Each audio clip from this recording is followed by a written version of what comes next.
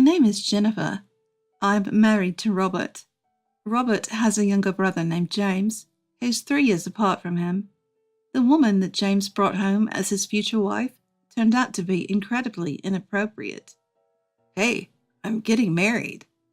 James looked genuinely happy when he said this and introduced us to his fiancée. Hi, I'm Elizabeth. Nice to meet you. Elizabeth was a flashy dresser, decked out in designer brands. Her makeup and nails were bold, making her a little intimidating at first glance. But after talking to her, we found her to be outgoing and charming. We were genuinely happy for brother-in-law's marriage. Robert's parents have both passed away. His mom died when he was in 7th grade, and his dad died 2 years ago. So neither Robert nor brother-in-law have parents anymore. I bet Mom and Dad are celebrating your news up in heaven, said Robert. Look, I've been depending on you for so long, Robert. I don't expect that to change once we're married. Brother-in-law added. Don't say that, or I'll be taking care of you forever. Ha! Robert replied, both of them laughing joyfully. They had always been close brothers who discussed anything and everything. So, where are you guys planning to live after getting married? I asked, still absorbing their sudden engagement news. We're thinking of building our own place. The thing is, I travel a lot for work, so we're still undecided on where to build. My brother-in-law answered my question. Since he often had to travel for work, he had a tough time deciding where to live. We don't have reliable parents to lean on. If we live near each other, we can help one another if something happens. I agreed. My parents live far away, and Elizabeth, his spouse, seemed to have no parents around either. That sounds like a good plan. Yeah, but properties around here are expensive. We're not rich like Robert, so it's a tough call. The idea to live nearby was a casual suggestion, but they took it seriously and moved into a house relatively close to ours. After they settled in, we frequently had barbecues and drank together. It was a good time. Months later, they were blessed with a baby on the way. But tragedy struck the elated brother-in-law. On his usual trip back from work, he fell asleep at the wheel and passed away. Robert was consumed by grief over the sudden loss of his beloved brother. Elizabeth, on the other hand, didn't seem that devastated. Normally you'd be distraught, especially with a baby coming. But not her. She did cry, but it looked fake, making me wonder. Feeling uneasy, I reached out to her. If you need anything after the baby comes, you can always rely on us. We'll support you in any way we can. Thank you. That was the last we saw of Elizabeth. Months later, we received a birth announcement from her and went to visit. But she said she was too busy to invite us in, so we left the gift at the door and went back home. It's crazy that we couldn't even see the baby when we came to visit. Absolutely. Our distrust towards Elizabeth only grew. After that, it felt like she was avoiding us. Anytime we reached out, she claimed she was too busy to meet. Then, before we knew it, a year had passed since brother-in-law's death. Out of the blue, Elizabeth showed up at our house. It's been a while, Jennifer. Long time no see. How have you been? What brings you here all of a sudden? I came because I need some advice. Is Emily not with you? Emily's at preschool. Being alone at home with her all the time was driving me crazy, so I enrolled her right after she was born. Oh, I see. Are you working then? Working? No way. Oh, okay. Good on you for managing preschool then. I got her in because I was diagnosed with depression after my husband's death. I got a doctor's note and everything. Wow, didn't know that was an option. Anyway, the reason I came today is that I need advice. Right, what's going on? Then, Elizabeth's next statement left me shocked. Would you mind paying our property taxes? What? What? Property taxes? Where is this coming from? We don't have money to pay the property taxes. Why would you think we'd pay it for you? You said we could ask you for anything, didn't you? Well, yes, but... Plus, you guys were the ones who insisted we live on that land. We never insisted. Regardless, property taxes for that land are higher than other places, and it's really causing us problems.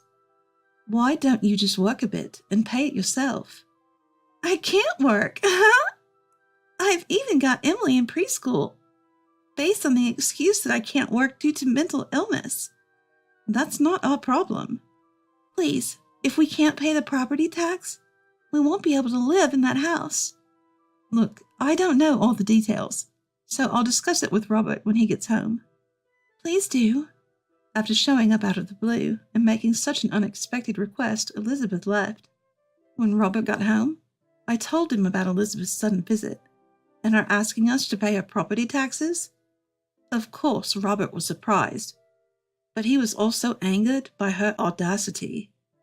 A few weeks later, we invited Elizabeth over to our house to discuss something important. We timed it so that her daughter Emily was at preschool, allowing the three of us to talk. Elizabeth arrived in a good mood. She probably thought we were going to help her with her property taxes. Robert, it's been a while. Elizabeth greeted. You seem well. I heard from Jennifer, but let's hear it from you. What did you want to talk about? Well, I hate to be a bother, but I came to ask for help with the property taxes. She admitted. Why can't you pay them yourself? Is there a reason? I'm still dealing with emotional stress and can't work. And with a young child, I just don't have the money for the taxes.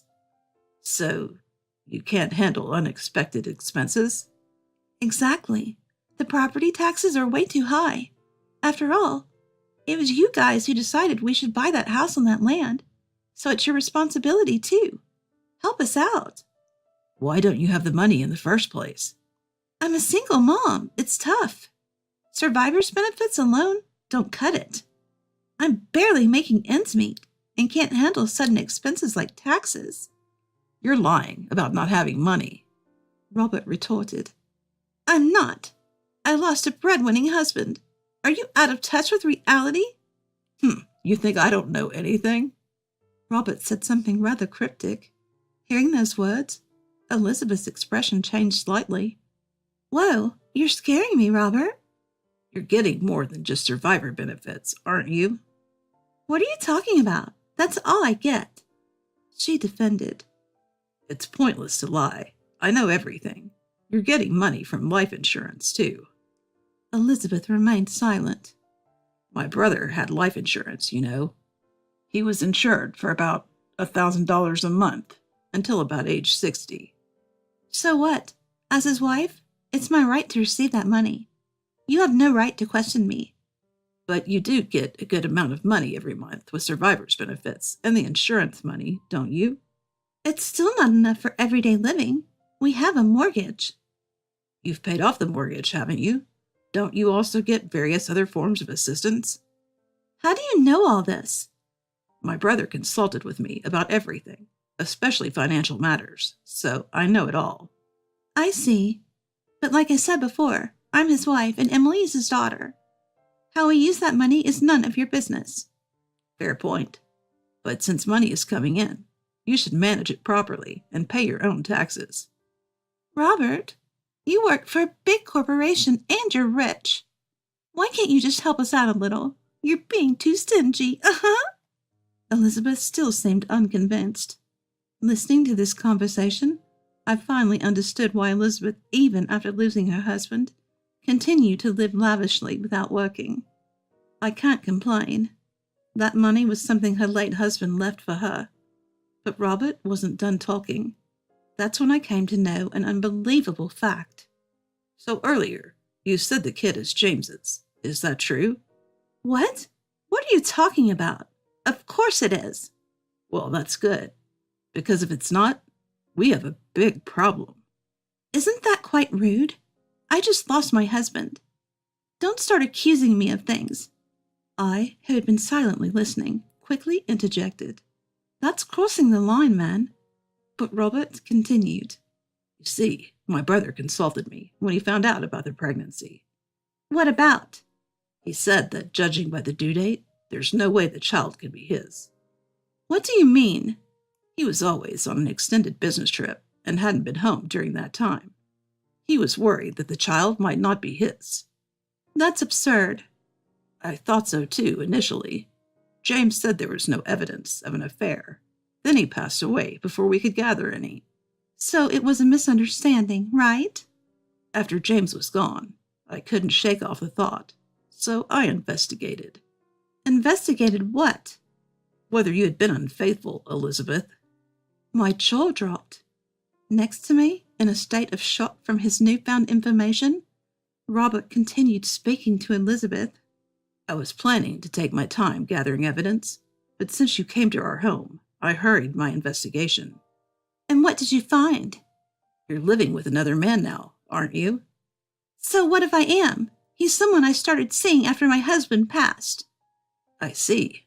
I was wondering if the man you're living with is the child's father, but it turns out he's not. Emily's father is your brother. Do you have any proof? Sorry to say, I approached Emily and the man at the park and got a single hair strand from their clothing. That's creepy. I do feel a bit guilty, but it's for my brother. And what did you do with it? James is no longer with us, so I submitted the hair along with mine for a DNA test. According to Robert, even if it's not from the father, a close relative can provide enough genetic information for a paternity test. And Robert went on. The test showed that Emily is not James's child. Elizabeth looked down, unable to speak. And then she finally spoke, almost in a whisper. So, what does that mean? It's heartbreaking for James. Speaking ill of the dead accomplishes nothing. Maybe, but since my brother can't find justice, I plan to file a lawsuit against you and your lover for damages. What? What are you talking about? We're getting married soon. Oh, really? Well, that makes things easier. What does? Since the house is already paid off, you should just sell it. Then you can use that money to pay for both your compensations. Why should I? If you can afford the compensation, you're welcome to stay. But your fiancé doesn't work, right? How do you know that? You can get by without working now, but that changes when you're married. It's none of your business. That the conversation was far from over, and angry Elizabeth tried to leave. Robert spoke up. I'll handle the property taxes for you. I'll also start the process for selling the house. Angry Elizabeth stormed off and eventually sold the house just as Robert suggested. The house sold quickly due to its desirable location and being relatively new. Elizabeth paid the compensation with the money from the sale. Apparently, Elizabeth and her man got married. But because of that, she would no longer receive the survivor's benefits she had been getting due to her husband's passing. Ignorant Elizabeth had no clue about this. She bought a cheap, used house with the money from the sale. No longer a single mom, her financial aid dried up, as did the survivor's benefits. Both Elizabeth and her new husband had to start working. Elizabeth had been a spender on fashion and beauty, but her marriage marked the start of a tougher life. Her husband couldn't keep a job, and their marriage soon fell apart. Elizabeth was back to being a single mom. But now, with no financial aid coming in, she has to work desperately to make ends meet. For us, the storm has passed, and our peaceful days have returned. We were even blessed with a child we had longed for. I can't wait to meet the child that I will have with my beloved Robert. We will give our child the middle name of my late brother-in-law, ensuring that his memory will always be with us.